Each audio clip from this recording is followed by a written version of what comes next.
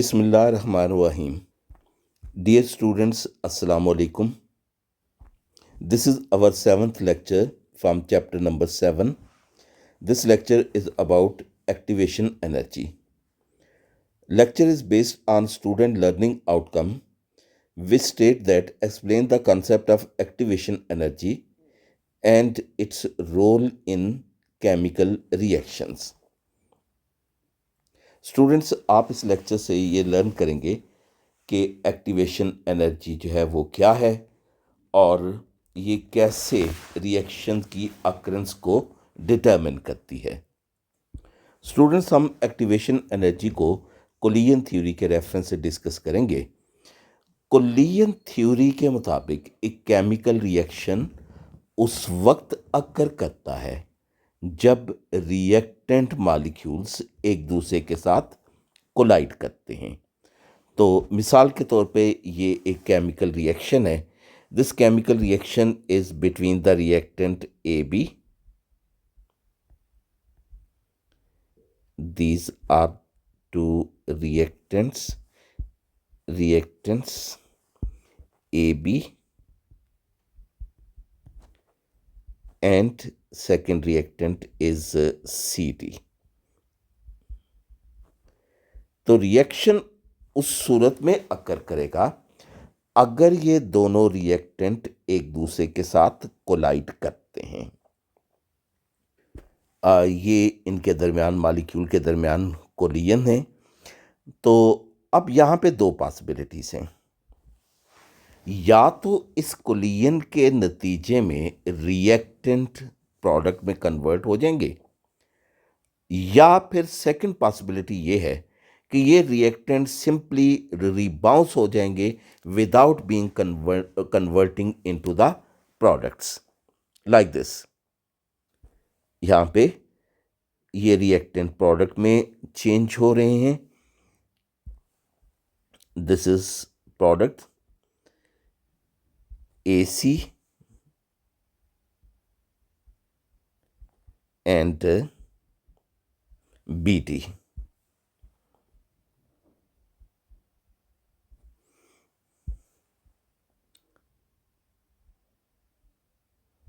और दूसरी पॉसिबिलिटी मैंने आपको बताई कि दूसरी पॉसिबिलिटी ये है कि ये मॉलिक्यूल सिंपली रिबाउंस हो जाएंगे प्रोडक्ट में चेंज हुए बगैर। यानी यूं समझ लीजिए कि this is reactant AB and second reactant this is CD। तो अगर तो कोलियन के नतीजे में रिएक्टेंट प्रोडक्ट में चेंज हो जाते हैं, जैसे आप ये फर्स्ट केस में देख रहे हैं, तो ऐसी सूरत में इस कोलियन को हम कहते हैं this is effective collision. This is effective collision. लेकिन अगर कोलियन के नतीजे में रिएक्टेंट सिंपली रिबाउंस हो जाते हैं और प्रोडक्ट में कन्वर्ट नहीं होते, तो इसको हम कहते हैं कि this is ineffective collision. This is ineffective collision. तो अब हमने देखना है कि कोलियन कब इफेक्टिव है और कोलियन कब इनइफेक्टिव है। इफेक्टिव कोलियन के लिए दो कंडीशंस हैं। इफेक्टिव कोलियन, इसके लिए दो जो है वो कंडीशंस हैं। Number 1, the reactant molecule must have the energy at least equal to the energy of activation। ये first energy, the reactant molecules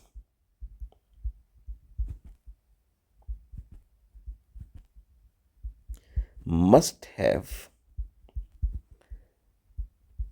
their energy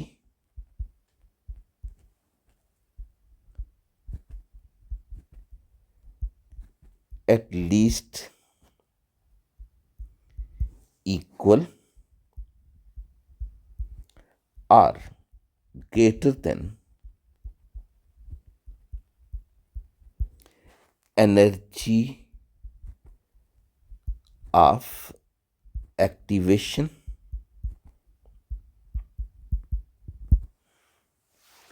and secondly they must be properly oriented toward each other at the time of collision. They must be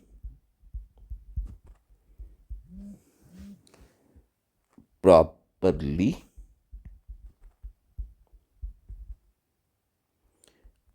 oriented towards each other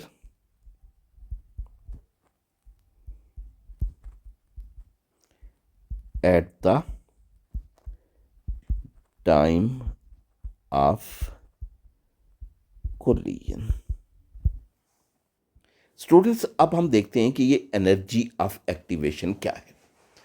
reactant molecules इनके ज़ाहिर ये electron cloud poses करते हैं, तो ये जब एक दूसरे को अप्रोच करेंगे तो इनके इलेक्ट्रॉन क्लाउड जो है वो एक दूसरे को रिपेल करेंगे. ये रिएक्टेंट मॉलिक्यूल्स, ये इलेक्ट्रॉन क्लाउड हैं, इनके इलेक्ट्रॉन डेंसिटी इनके गिर्द, तो ये जब एक दूसरे को ये अप्रोच करेंगे एट द टाइम, तो ये क्या होगा कि ये इनके इलेक्ट्रॉन क्लाउड जो है वो एक दूसरे को रिपेल करेंगे. इस रिपल्शन को ओवरकम करने के लिए एनर्जी चाहिए, यानी एनर्जी ऑफ एक्टिवेशन जो है it is required to overcome the repulsion between the electron clouds of the reactant molecules. तो ये एनर्जी एक तो रिएक्टेंट को चाहिए और दूसरी जो है वो दूसरी कंडीशन है कि they must be properly oriented toward each other at the time of collision. ये प्रॉपर ओरिएंटेशन, इससे क्या मुराद है? आप ये फिगर जो है ये दोबारा देखिएगा. इस रिएक्शन में रिएक्टेंट ए बी दूसरे रिएक्टेंट सी डी के साथ मिलकर जो प्रोडक्ट बना रहा है वो है ए सी एंड बी डी, यानी नया बॉन्ड जो बनना है वो बनना है ए और सी के दरमियान और बी और डी के दरमियान. तो अगर eight the time of collision, जिस तरह आप ये देख रहे हैं कि दो मॉलिक्यूल एक दूसरे के साथ इस तरह कोलाइड कर रहे हैं कि at the time of collision A और सी जिनके दरमियान नया बॉन्ड बनना है वो एक दूसरे के साथ इन कांटेक्ट हैं, और ये सी और डी जिनके दरमियान नया बॉन्ड बनना है ये एक दूसरे के साथ इन कांटेक्ट हैं. तो ऐसी सूरत में जो क्या होगा कि जो एग्जिस्टिंग बॉन्ड इजीली ब्रेक करेगा, न्यू बॉन्ड इजीली फॉर्म होगा और ये कोलिजन इफेक्टिव कोलिजन कहलाता है. लेकिन अगर रिएक्टेंट मॉलिक्यूल्स हैं वो इस तरह कोलाइड करते हैं कि at the time of collision जो है वो एटम एक दूसरे के साथ जो है वो क्या कहते हैं, इन कांटेक्ट हैं जिनके दरमियान नया बॉन्ड नहीं बनना. लाइक दिस कि ए जो है ये डी के साथ इन कांटेक्ट है और बी जो है वो सी के साथ इन कांटेक्ट है.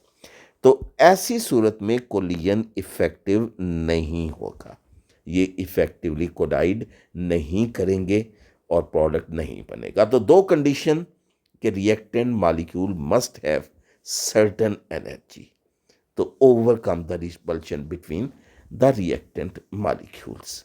ये एनर्जी जो है वो उनकी अपनी एवरेज काइनेटिक एनर्जी के अलावा होती है, उनके एडिशनल होती है.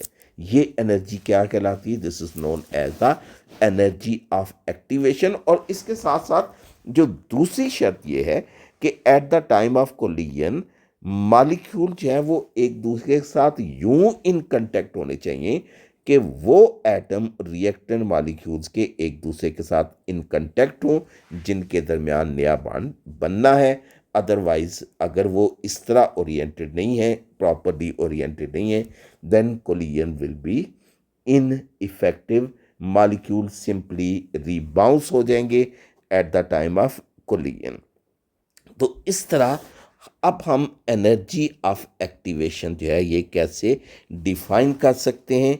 The energy of activation, the amount of energy, the amount of energy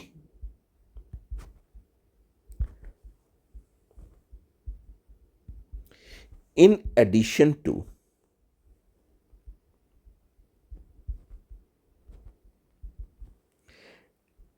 their average kinetic energy, their average kinetic energy, which is required to convert them, which is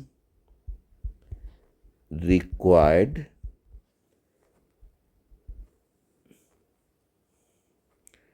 to convert reactant molecules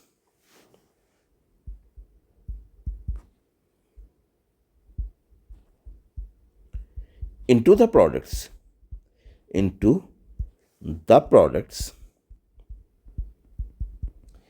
is known as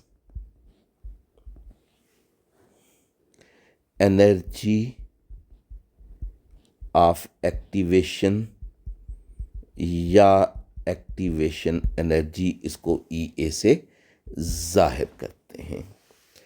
तो कोई reaction energy of activation के बगैर occur नहीं कर सकता। अगर reactant की energy of activation के इक्वल नहीं होगी तो रिएक्शन जो है वो नहीं होगा। सपोज कीजिएगा कि अगर जो है वो रिएक्टेंट की एनर्जी है, अगर जो है यूं समझ लीजिए कि रिएक्टेंट की एनर्जी अगर एनर्जी ऑफ एक्टिवेशन यानी एनर्जी रिक्वायरमेंट से लेस है, तो ऐसी सूरत में क्या होगा कि there will be only a small number of molecule जो अपने दरमियान कोलिजन से जो है वो क्या कहते हैं, या जो है वो एक्सटर्नल फैक्टर से जो सफिशेंटली एनर्जी पोजेस कर सकेंगे equal to energy of activation.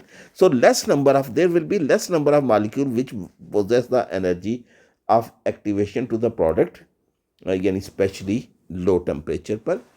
तो यानी चलें इसको समझाने की खातिर मैं लो टेम्परेचर का जिक्र कर देता हूँ। तो लो टेम्परेचर पर रिएक्टेंट की जो एनर्जी है वो इस एनर्जी रिक्वायरमेंट से कम है। यानी ये सपोज कीजिए कि ये रिएक्टेंट के दरमियान ये एनर्जी ऑफ एक्टिवेशन है, ये समझ लें कि ये एनर्जी रिक्वायरमेंट है, this is the energy of activation. तो लो टेम्परेचर पर ऐसे मॉलिक्यूल की तादाद कम होगी जिनकी एनर्जी इस एनर्जी ऑफ एक्टिवेशन के इक्वल होगी या इससे जो है वो ज़्यादा होगी। तो ये जो एनर्जी है, तो only less number of molecule will B able to cross this energy barrier and form the product, reactant and the product. There will be less number of molecules, less number of molecules will be able to form the products. लेकिन अगर जो है reactants जो है वो उनकी energy से आता है, तो ऐसी सूरत में ज़्यादा मॉलिक्यूल जो हैं वो इफ़ेक्टिवली कोलाइड करेंगे और the greater number of molecules will be converted into the products. तो इसको आप जो है वो यूं जाहिर कर सकते हैं, यानी suppose this is the energy of activation या एनर्जी बैरियर। तो रिएक्टेंट्स जो है ये they will be converted into the products. तो यूँ लगे कि मैं थिक लाइन्स जो है वो ज़ाहिर कर रहा हूँ कि greater number of reactant molecules will be converted into the products if their energy is equal or greater than the energy of activation। जिस वक्त रिएक्शन अकर करेगा तो ये रिएक्टेंट डायरेक्टली प्रोडक्ट में कन्वर्ट नहीं होंगे, they will pass through an intermediate state. तो फर्ज कीजिए कि ये रिएक्टेंट है A B, it will react with the second reactant CD। They will pass through an intermediate state। Intermediate state में क्या होगा? इंटरमीडिएट स्टेट में रिएक्टेंट के एटम्स के दरमियान बॉन्ड ब्रेक होना शुरू हो जाएगा, और ये दूसरा रिएक्टेंट, इसमें एटम के दरमियान बॉन्ड ब्रेक होना शुरू हुआ, whereas new bonds begin to form between the atoms of the products. ये जो अनस्टेबल या इंटरमीडिएट स्टेट है, intermediate state where the atoms are all atoms are temporarily combined with one another is known as the activated complex। This is activated complex। Activated complex जो है वो short लाइफ्ड होता है। ये जो रिएक्टेंट के दरमियान जो बॉन्ड कंप्लीटली ब्रेक हो जाएगा, new bond will be completely formed to form the products which will be like this is A C and B D plus B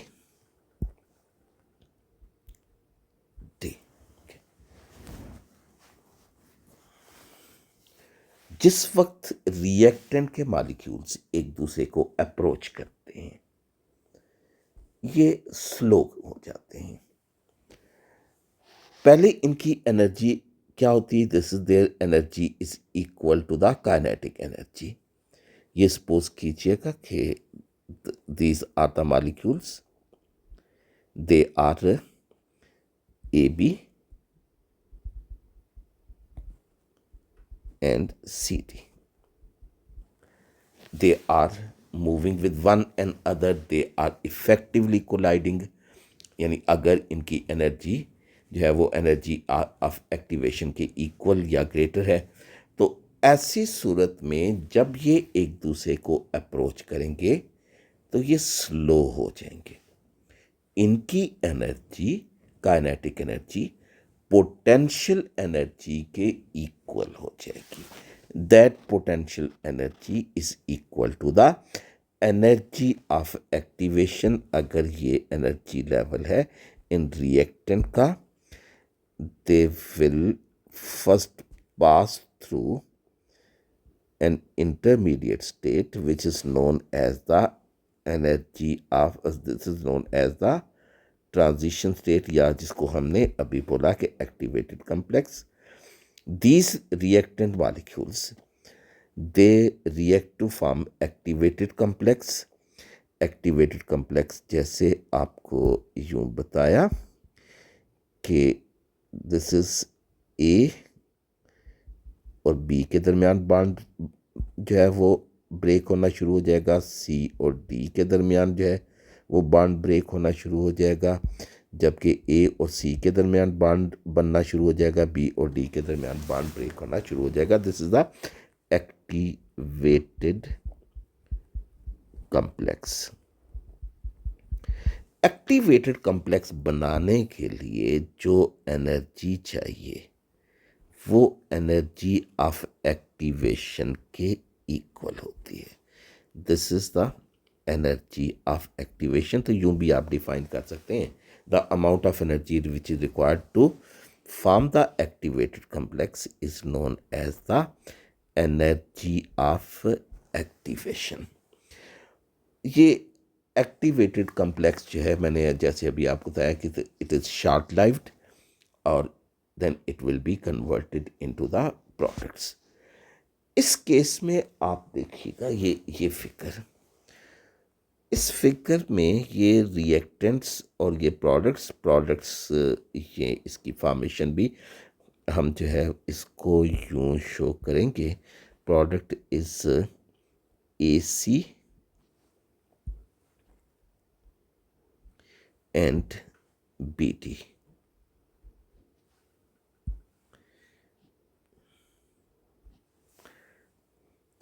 These are the reactants and these are the products।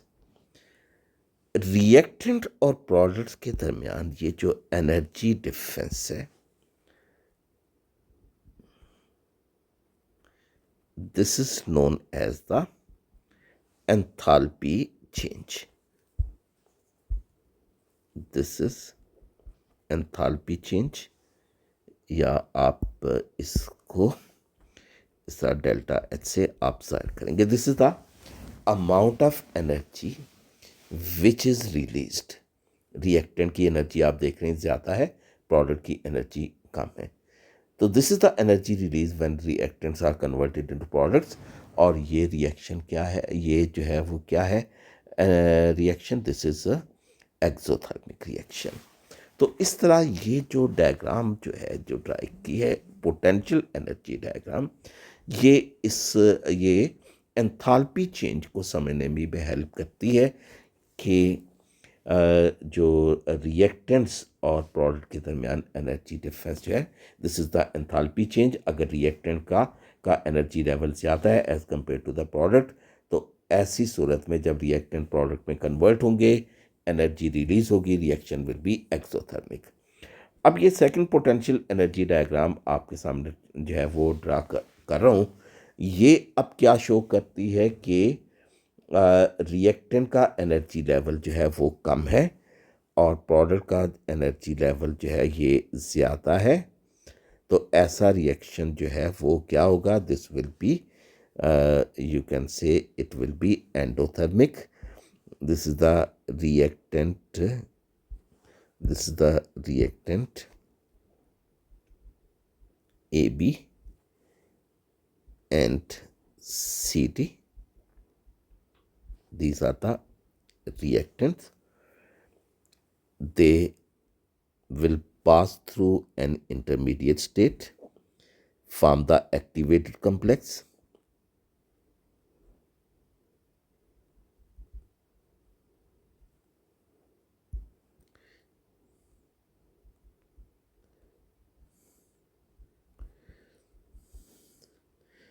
this is activated complex। और उसके बाद ये activated complex जो है ये break करेगा to form the product. So this is the energy level of the products. Products are AC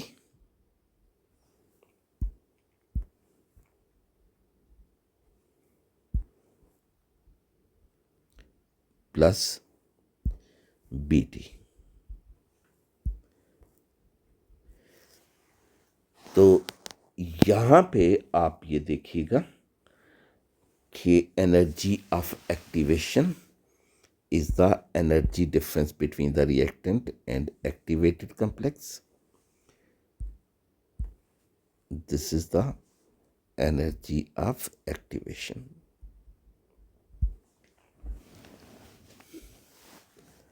Or this is the energy difference between that of the reactant and products। और ये energy जो है ये क्या है, this is the enthalpy change. Students ये potential energy diagram दोनों एक दफ़ा फिर देख लीजिए। This is for exothermic reaction, reactants are at high energy state as compare to the products. So when reactants react with one and other, और अगर उनकी एनर्जी ऑफ एक्टिवेशन के इक्वल या ग्रेटर है और प्रॉपरली ओरिएंटेड है, then they will form the activated complex will then break to form the product at the low energy level। और ऐसी सूरत में रिएक्टेंट और प्रोडक्ट के दरमियान जो एनर्जी डिफरेंस है एंड वो रिलीज होगी, and that reaction is exothermic. और जो ये सेकंड एनर्जी डायग्राम आप देखिए, इसमें रिएक्टेंट जो है they are at low energy level as compare to the product. तो जब ये रिएक्टेंट प्रोडक्ट में कन्वर्ट होंगे, एनर्जी एब्जॉर्ब होगी। Energy absorb is also shown by the enthalpy change. तो दोनों सूरतों में रिएक्टेंट को प्रोडक्ट में कन्वर्ट करने के लिए जो एनर्जी चाहिए, that is the energy of activation. इस एनर्जी ऑफ एक्टिवेशन को आप एक और तरह से भी जो है वो डिस्क्राइब कर सकते हैं कि how they are related to the rate of reaction. तो सपोज कीजिएगा कि this is the energy of activation,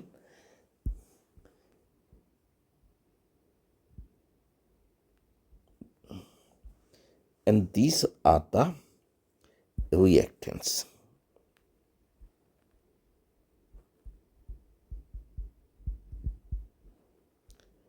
अगर रिएक्टेंट की एनर्जी इस एनर्जी ऑफ एक्टिवेशन से कम है, तो ऐसी सूरत में जो है वो क्या होगा?